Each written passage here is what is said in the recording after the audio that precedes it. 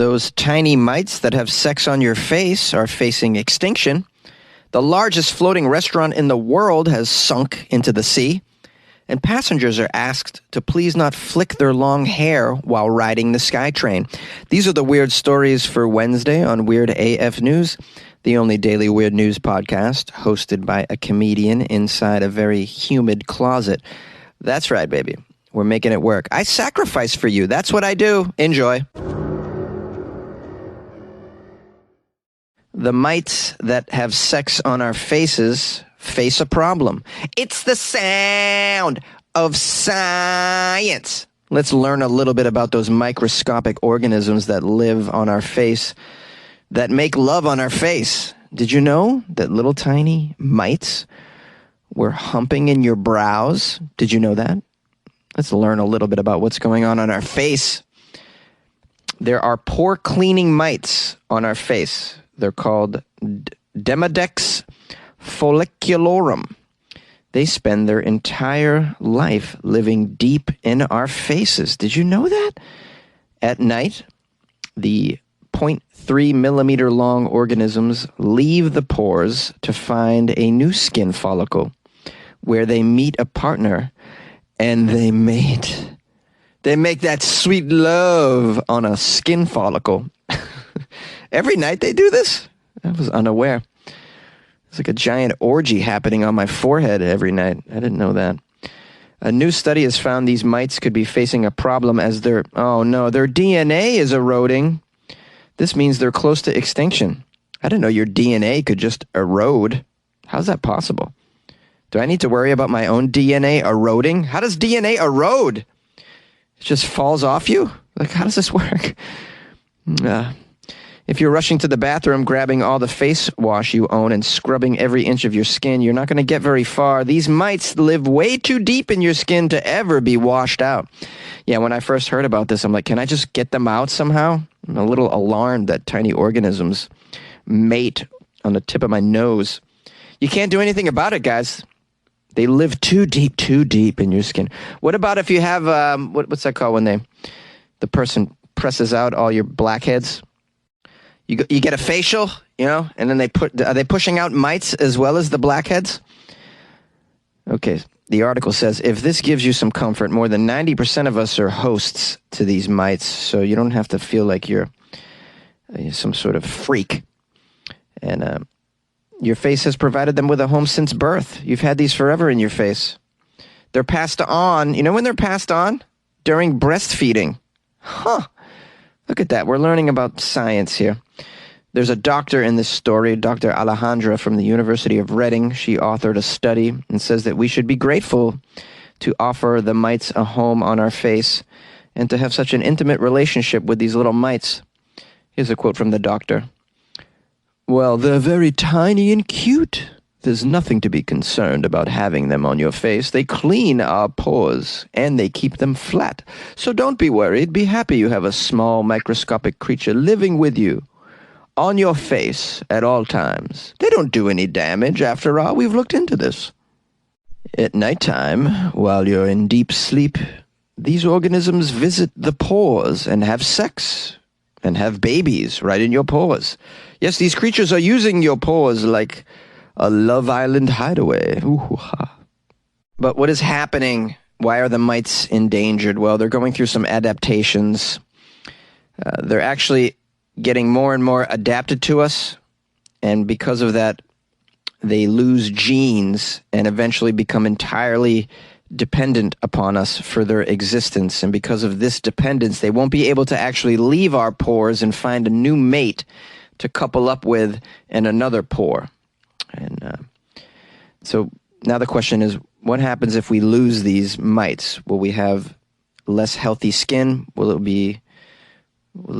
my skin not look so ravishing anymore? Well, here's a quote from the doctor. Well, they are associated with healthy skin, so if we lose them, well, you could face problems with your skin. Of course. That's the end of the story. So something to be concerned about. These mites are endangered. Maybe there's some sort of face cream we could put on to help out the mites. I don't know.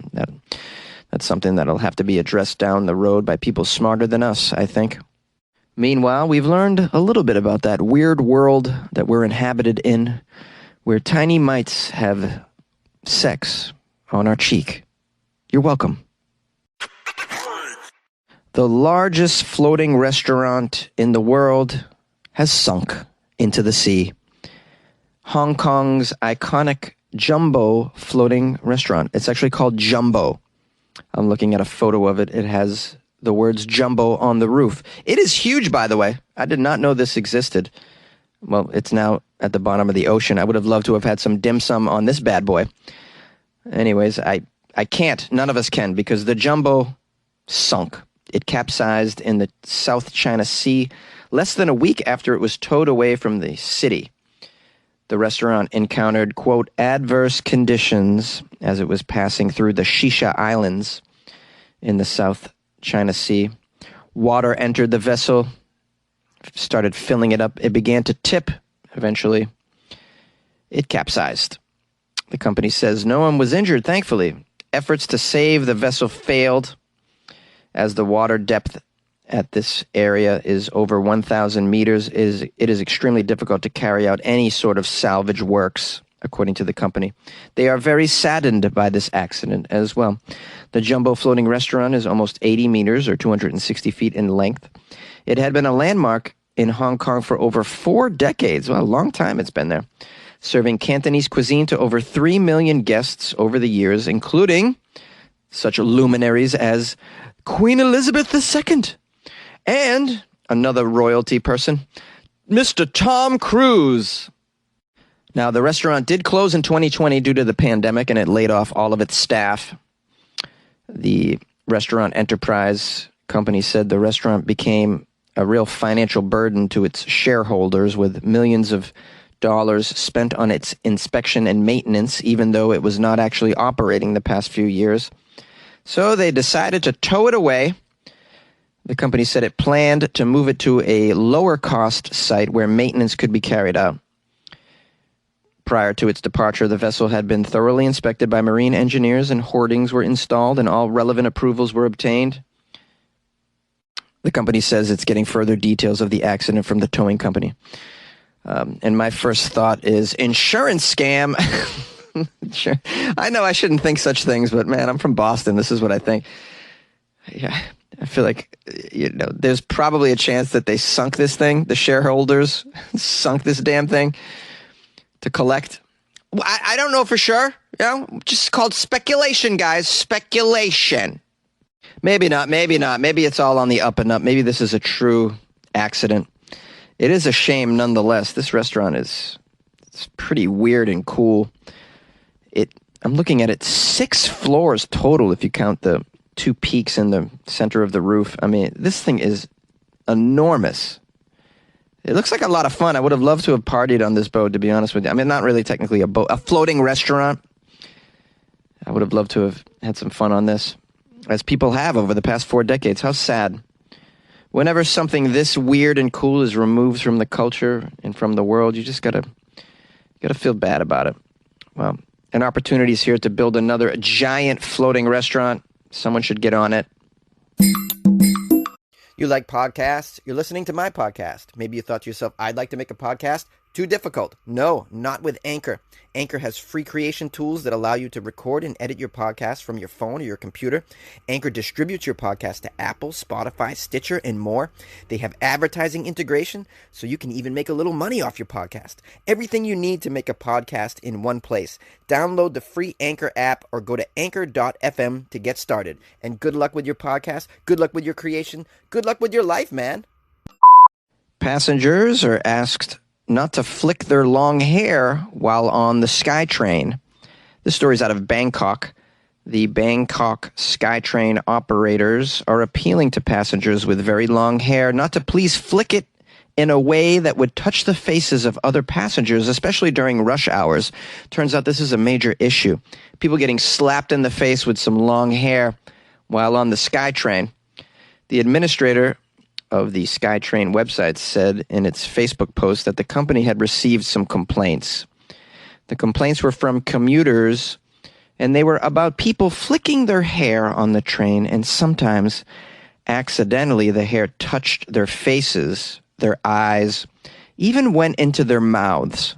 I know, I agree, that's kind of disgusting when someone flicks their hair and it goes into your mouth because you actually yawned at the same time they flick their hair. I know, it's like serendipity, right? The moment you yawn, the hair goes right in your mouth. Maybe you should marry that person rather than complain, though. Seems like it was meant to be. When a part of their body just accidentally, coincidentally, lands in your mouth. All right, it says here, passengers with long hair are being asked seriously to exercise caution when they are on the train. Please, particularly during rush hours, please hold the end of your long hair when you board or when you walk past other passengers. Please maintain a good atmosphere while traveling on public transport. Don't be whipping your hair around, all right? You're not a model on the runway. You're not a Kardashian. Just keep it together, would you please? People are getting tired of getting smacked with your long hair in the face. We want to make note that passengers using the SkyTrain in the morning rush hour, when many passengers have to stand close to one another, should be very, very mindful because sometimes someone's hair has been swept across their face, but they're not even reticent to say anything. The operators of the SkyTrain have also asked passengers not to sit with their legs crossed or bring durian onto the train. What is with sit with their legs crossed? What's wrong with that? I'd rather people sit with their legs crossed than their legs wide open. All right, what do they call that? Man-spreading? That's just disgusting. How could you man-spread in public? What's wrong with you? And if you're going to man-spread and whip your long man bun all around the place, that is a definite no-no, too. Okay. They want people not to bring durian on the train. Are you guys familiar with durian? This is hilarious. Please don't bring durian. The smelliest fruit in all of the land. It smells horrible. If you don't know what it is and you want to get a whiff, go to a local Asian grocery store if you happen to have one in your area. Occasionally, they'll have durian. They usually will have it fresh, but they might not. They'll have it frozen and then bring it home and just have a good time with that. By the way, it's quite delicious, the taste, but it smells so horrible that I don't think it's really worth it. I mean, there are other delicious tasting fruits that you could get that don't smell like an arse, you know, if I may be so eloquent. Arse. Now, what I like about this is the effort by the transit authority to sort of make it a more comfortable place for passengers on the SkyTrain, especially during the morning rush hour, which is a stressful time for all of us, you know. And I would have welcomed something like this in New York City. No one says anything.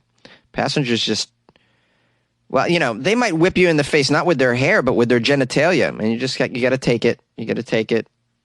Can't say anything. You got to, and nobody cares. No one's going to save you. I mean, I would have welcomed being hit in the face with a beautiful woman's long hair rather than what I saw on the New York City Transit. I would welcome this. Durian, I'll take the durian all day. It's better than that dead body in the corner. It smells a lot better than that. All right, we got dark. If only you believe and only you believe in weird news, we'll get by. Oh, yeah, man. Been loving that song last few days. You know the one. Jefferson Starship, right? Or as we say in Boston, Jefferson Starship. Dude, I love Jefferson Starship. It's friggin' awesome. How are you? Yes, I'm asking about you, my listener. And I want to thank you for joining me. There's a gazillion podcasts. There's more podcasts than stars in the galaxy. And yet you chose to spend some time with mine. So I just want to take a moment to tell you how much I appreciate that. I appreciate your time. I appreciate it so much. I'm going to keep this outro very brief. Very brief. We won't be posting any phone calls after this either, although if you'd like to call the show, 646-450-2012. My email's funnyjones@gmail.com if you'd like to send me any articles or just say, what up?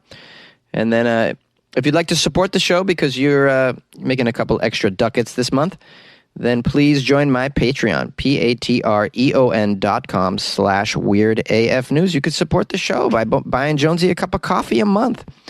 Why wouldn't you buy me a cup of coffee a month? Come on now. Why wouldn't you buy me a cup? Well, you don't like me or something? Well, you don't like me? Why wouldn't you buy me a cup? A cup of coffee's cheap these days, you know? Not if you get it at Starbucks, but other places. You know? I don't know what kind of accent we're doing here. We're just having some fun because I'm over-caffeinated. Thanks to my patrons, I'm over-caffeinated, guys. You know who you are. Big shout-out to all my patrons out there. I just put a bunch of stuff in there. It's pretty cool. You dig it. And everybody who joins the Patreon gets to go up on the wall, man. This wall is getting filled with names of people from all across the world, like Nick Mount, David Cox, Sarah Joss, Mark Edwards, Jennifer Filipski, Morgan Smith, Stephanie Carter, Steven from Oregon. Don't you want to be like Steven from Oregon? Get your name up on the wall. It's pretty cool. Anyways, good luck with your life, man.